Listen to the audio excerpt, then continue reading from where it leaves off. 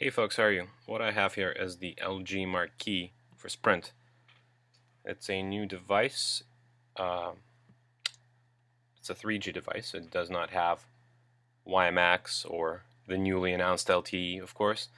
Um, but I'm going to try to explain to you why it's a great device nonetheless. So if it looks familiar, very good. This is a CDMA version of the Optimus Black, which has been out in Europe since about June, and also in Canada on Talus for a few months now as well. There are a few differences for this device. Sprint and LG have swapped the back out from the kind of texturized plastic to this chrome shiny plastic with, let's see if I can get a good view, with some pinstripes on the back. It's a very reflective, kind of a mirror finish. It looks great. They're pushing this kind of a fashion-forward device, maybe primarily aiming at ladies, not to stereotype too much, but actually the same thing with Optimus Black, so same thought here. You might be wondering why I would get this when the Galaxy S2 is out.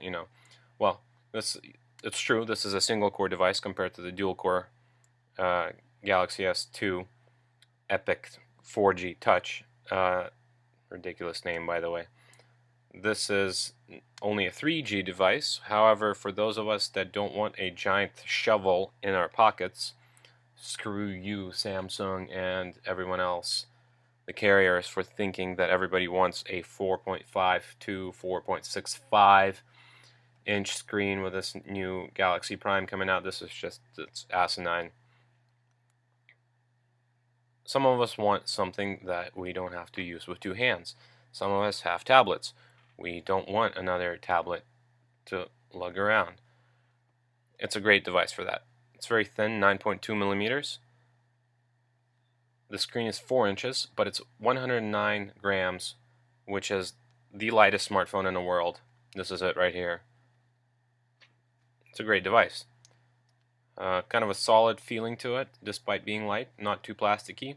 Gorilla Glass in the front, so you're not really, they're not skimping out on anything.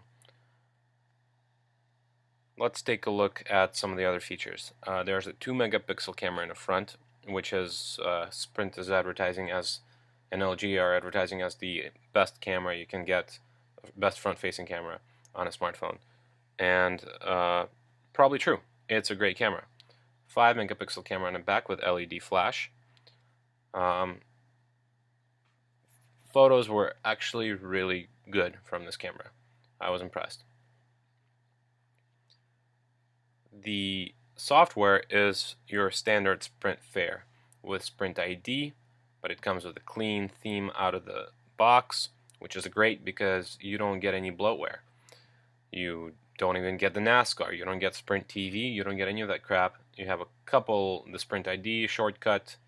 They're pushing this mobile wallet business, and it's really just a little internet shortcut. It's a single sign-on kind of a feature for online shopping. And the Sprint Zone is linked to your account's info, and that's really it. Hilariously, there is no visual voicemail on this phone. I found this icon, which, you know what? It's 2011, it freaking dials voicemail. I look in the manual. Take a look at this. Granted, I found the Spanish manual, but whatever. Anyone see that, or is that mirrored? There we go.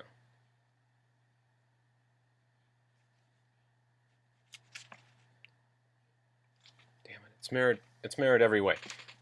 Let me tell you. Line 2, page 15 in Spanish, page 16 in English. Toca en les mensaje que desea ver. I don't know what the hell that means in Spanish, but I know that the same line in English says tap message to listen to it.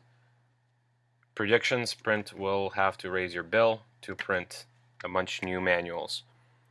Hours spent on the phone trying to find out, hey folks, why do I not have visual voicemail? Well, guess what? Nobody has this phone yet, so nobody knows what's going on. Finally, supervisor over supervisor over supervisor told me, yeah, we don't have that for this device. Good luck making new manuals, guys. Good work. Having said that, it's still a fantastic device, and most of you probably use Google Voice anyway. If you're not and you're on Sprint, I suggest it. There's really no downsides unless you're using HandSent or some kind of a custom messaging software that you like, because Google Voice really, if you haven't tried it, try it. It will change your life, especially if you have a tablet and you want to send from there or computer. It's great, and it'll do visual voicemail for you. So that is the software in a device. Not much else to it. It's completely stock Android. You can put whatever you want on it. I put Quadrant. Let's run Quadrant.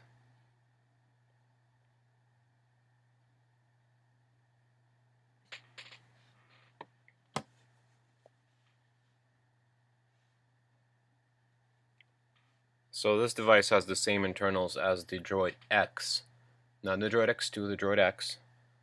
That's a OMAP 3650 processor, single core, 1 GHz. Let's see how it stacks up to the Snapdragons of the world. You know, while this runs, let me just speak to the Nova display on this guy. Hard to kind of show on camera, but I'm really quite impressed with this display. It's 700 nits of brightness, by far brighter than any other display out there, so in direct sunlight, you're covered. And it's so bright that even when you turn the brightness down, so the contrast ratio stays high, because the blacks go to near black, almost like an AMOLED screen, but the whites and the colors are still pretty visible. So I was really impressed with the contrast of the screen in the dark, while the extreme brightness makes it legible in the sunlight. I think it's the perfect balance of the two. And we got a 995, so it's a tad lower than the Droid X. I'm not quite sure why. This is about the scores that I've been getting. Maybe there'll be some software tweaks to resolve this problem. So to sum up, great device, Gorilla Glass, 2 cameras, great front-facing camera, thin, light, reasonably fast. It will do some 3D games. It won't do some others. Definitely not the performance of a dual core, but if you're a typical user and you're not looking to run, WebDoc from your Motorola Photon or Bionic, then this is a great phone. It's light and small, but still a 4-inch screen. It doesn't feel big. Battery life is on par with most Android phones. It's kind of weird. It seems to, at least the indicator shows that it runs down more when it's charged, and then it kind of levels out. Not sure why that is. Maybe the reading is inaccurate, but over the whole course of the day, it lasts about as long as a typical Android device. Last but not least, let me just tell Sprint so that they listen to me. This device does not yet seem to function with any of my airwaves. I have 2 airwaves. If you're not familiar with what that is, that's the microcell, femtocell, microcell, I suppose is the proper term, from Sprint. I have 2 of them. It works for voice calls, but it cannot send text messages. There's some kind of a ticket. They're looking into it. 72 hours. You know what? We'll see what happens. Normally nobody calls me back from engineering, but I got my fingers crossed for this one.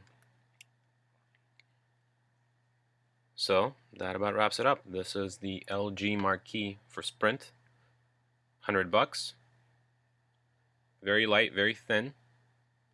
If you don't want 4G, if you don't care about 4G, if you want something thin and light, and you don't want to shovel like that 4.5 2-inch Galaxy S2, I recommend it.